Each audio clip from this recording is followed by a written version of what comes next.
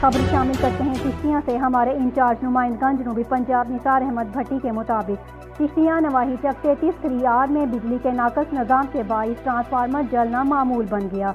बिजली की मेन लाइनों से लटकती तारें इलाका मकीनों के लिए वबाले जान बन गई। गुज़श्ता रात भी ट्रांसफार्मर जलने से गाँव के मकीन बिजली की सहूलत से महरूम हो गए। बिजली न होने से पानी की भी शदीद किल्लत का सामना है। गांव के मकीनों का मैपको सब डिवीजन ऑफिस झारावाला की बेहिसी पर शदीद एहतजाज। इलाका मकीन के लोगों ने बताया कि बिजली की तारें पुरानी और नाकस हो चुकी हैं और मेन लाइनों से तारें घरों के दरवाजों को छू रही हैं।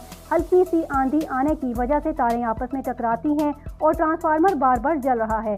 हम अपनी मदद आप के तहत कई बार ट्रांसफार्मर मुरम्मत करवा चुके हैं, लेकिन अब हम थक चुके हैं। महकमा के अफसरान बाला ने इस अहम मसले पर चुप साध रखी है।